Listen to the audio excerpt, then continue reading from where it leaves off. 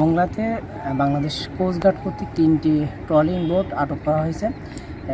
এই ট্রলিংটা আসলে একেবারে নিষিদ্ধ। আমাদের বাংলাদেশের সামুদ্রিক জলসীমায় অবৈধ ট্রল রোধে আমাদের বাংলাদেশ যে 2টা আইন এবং বিধিমালা আছে, সেই বাংলাদেশ সামুদ্রিক মৎস্য আইন 2020 এই আইনের আলোকেই মূলত সরকার অবৈধ ট্রল রোধে মূলত বাংলাদেশ নৌবাহিনী এবং বাংলাদেশ কোস্টগার্ড কর্তৃক রেগুলার অপারেশন চালায়। তাহলে পরিপ্রেক্ষিতে আমাদের এই সামুদ্রিক জলসীমা থেকে বাংলাদেশের 3টা ট্রলার আটক করা হয়েছে।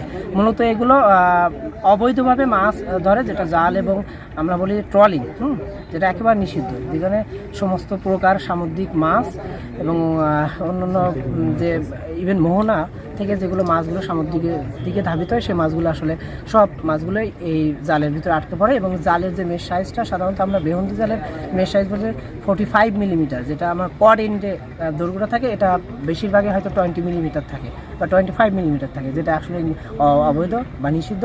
তারই ফলশ্রুতি মূলত জাল এবং এই যে ট্রল, মানে এই যে বোটটা যে ট্রলিং করে, এটা নিষিদ্ধ আর কি।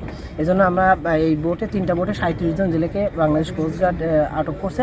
আমরা পরবর্তী যে পদক্ষেপ আইনগত যে ব্যবস্থা, সেই অনুযায়ী আমরা সামনের দিকে এগিয়ে যাচ্ছি। আপনারা জানেন দুবলাসরে আমরা প্রতি বছর প্রায় অ্যাওয়ারনেস প্রোগ্রাম করি। এখানে আমাদের মোংলা থেকে যে জেলেগুলো যায় সব দুবলাসরে যায়, তারা বেহুন্দি জাল ইউজ করে। তাদেরকে একটা প্রেসক্রাইব আমরা বলছি যে এই ধরনের জালটা আপনারা তৈরি করার জন্য উদ্যোগ গ্রহণ করেন। তারা একটু সময় চাইছে যে স্যার একটু, আমরা যেহেতু অনেক দিন ধরে আমরা করতেছি, একটু সময় দিতে হবে।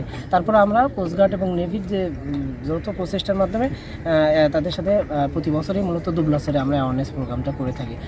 বেহুন্দি জালটা আসলে আমাদের নদীতে নিষিদ্ধ এবং সাগরেও নিষিদ্ধ, কিন্তু সেটার মেশ সাইজ আমরা স্পেসিফিক বলি যে 45 মিলিমিটার পর্যন্ত যদি থাকে তাহলে সেটা হয়। এর কম হয়ে গেলে কিন্তু আমরা সেটা পারমিশন দেয়নি, যার ফলশ্রুতিতে কিন্তু এই জালগুলো একবার নিষিদ্ধ। আর ট্রলিং বোট হিসাবে কিন্তু ট্রলিং যেহেতু নিষিদ্ধ, সেই হিসাবে বোটটাও কিন্তু আটক করা হয়েছে। ঠিক আছে, প্রাথমিকভাবে যেটা জাজমেন্ট করলে মনে হয় 70 থেকে 80 মন মাছ আটক করা হয়েছে। বিভিন্ন ধরনের সামুদ্রিক প্রজাতির মাছ, সেটা ছুরি আছে, রুটটা আছে, অথবা পোয়া মাছ আছে, অন্যান্য সামুদ্রিক।